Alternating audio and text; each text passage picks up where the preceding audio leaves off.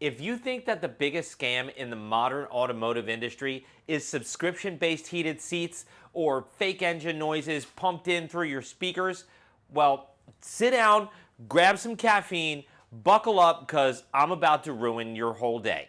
Maybe your week, definitely your relationship with your mechanic, so let's go.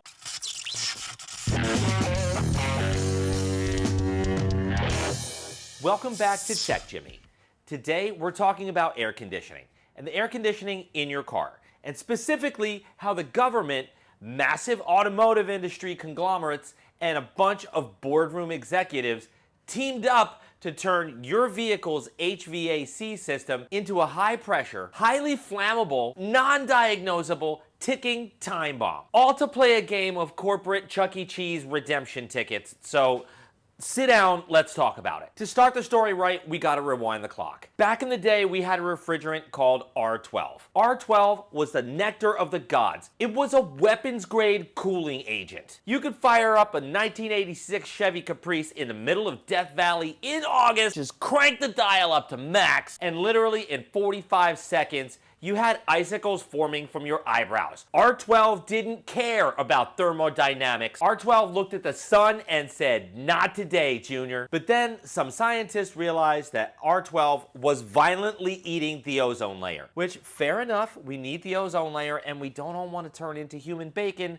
so they banned it. They replaced it with R134A. Was it good? No. Did it still work? Yeah. The systems were reliable, the pressures made sense, and if your system sprang a leak, you could go down to AutoZone, spend 20 bucks, and kind of fix it yourself. Well, enough to get through the summer anyway. It was the golden era of compromise. But then in steps the US government. I'm from the government and I'm here to help. Because heaven forbid we just leave things alone, right? Enter the EPA. Extraordinary pain in the ass. And their whole corporate average fuel economy standards. Or cafe. Now, to understand what happened next, you have to understand how major auto manufacturers are regulated. The EPA doesn't just look at the tailpipe and go, "Yep, looks clean. This one smells funny." No, they assign EPA points to every manufacturer. Think of them kind of like good boy credits, based on every single thing in the vehicle. Everything is considered a pollutant. The gasoline? Yep. Oil? For sure. Brake fluid? Check. The rubber on the tires even. So the refrigerant in the AC system?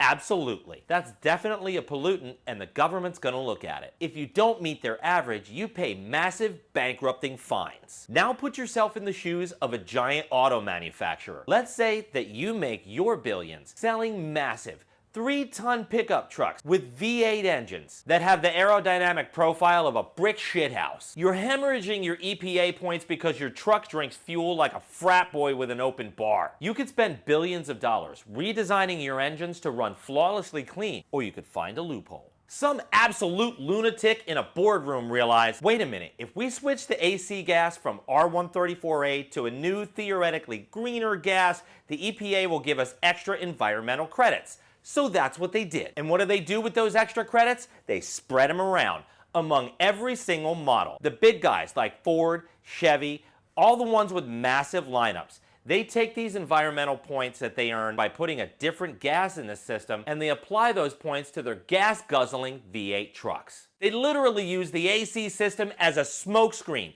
so they don't have to make their engines run as clean. But here's where it gets really messed up. What if you're a smaller manufacturer? What if you're Hyundai or Kia? You don't have that massive fleet of vehicles to gather all these EPA points from. You don't get the massive mathematical advantage of scale. So while the big manufacturers are flying high in the boardroom, using this AC gas loophole to keep building their massive polluting trucks, the smaller companies are fighting for their absolute lives. Because they don't have the volume to dilute their fleet average, they actually have to make their engines run super lean and extra clean just to pass these cafe standards. They're basically surviving on Victoria-era rations when the big guys are eating steak and cheese. This is the automotive equivalent of a thimble of water and 2 saltine crackers. Why do you think modern small displacement engines are running hotter, failing more often and acting like little four-cylinder divas. So what is this big magical green environmental saving gas that the big auto manufacturers are all excited about anyway?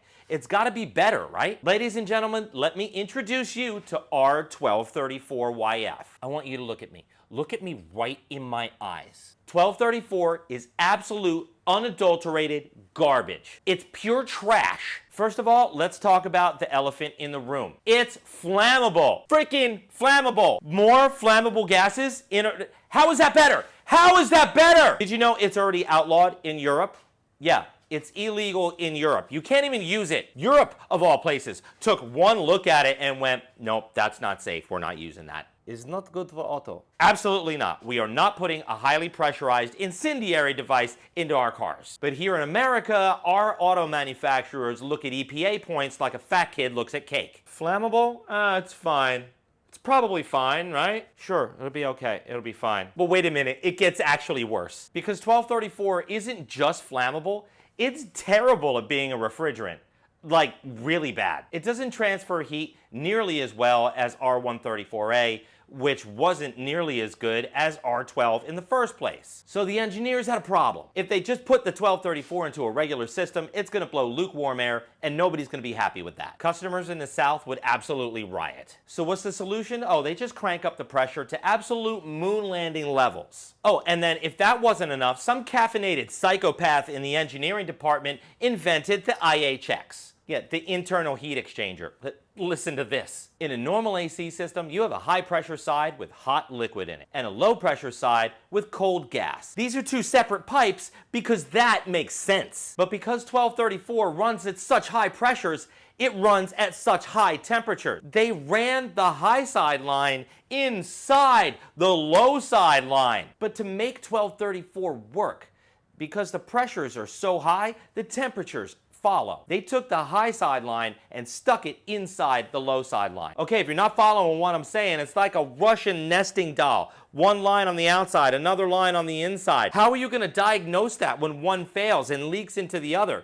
It won't leak internally. It's just leaking from one to the other inside. It's stupid. Are you ready for the cherry on top of this big scam sundae? Because 1234 is so expensive, by the way, it costs like 10 times more than R134A. So when you do need a recharge, you're taking out a second mortgage. Back to these EPA points, manufacturers like to use as little gas as possible. We used to have systems that held 3-4 pounds of refrigerant. So when you lost a half a pound over a couple of years, no big deal. Those old AC systems would still work no matter what. They were the literal honey badger of climate control. Today, what we're dealing with are called critical charge systems. That means they hold maybe a pound and a quarter, not a lot of refrigerant at all. So you know what that means? If your system leaks 1 ounce of refrigerant, just a little blurp of gas, tiny microscopic psst out of a Schrader valve, and your system goes on strike. No, not until I have the exact amount of refrigerant that I want, and no more and no less. Not working at all. 1 ounce. You lose a fraction of your capacity and the whole system goes down. And here's the punchline to this whole multi-billion-dollar, highly flammable, ultra-pressurized, undiagnosable joke. 1234 isn't even the end game. Most of the industry already knows it's a stopgap. The actual future of automotive AC is going to be CO2. So while America is suffering through this 1234YF garbage era, dealing with internal heat exchangers, critical charge failures, and flammable dashboards entirely so that a few massive corporations can keep farming EPA points and keep building their fleets without actually innovating their engine technology. It's a scam. It's a shell game. You, the consumer, and me, the mechanic, we're the ones left holding the bag and the pressure gauges. I'm Jimmy. I'll see you guys next time. Stay mad, stay caffeinated, and for the love of God, don't puncture your AC lines. I'll see you guys next time. Stay cool. It's hot in Florida. Hey, if you like my content, hit like, hit subscribe. It really helps my channel, and I love you. Hit like and subscribe. See you next time.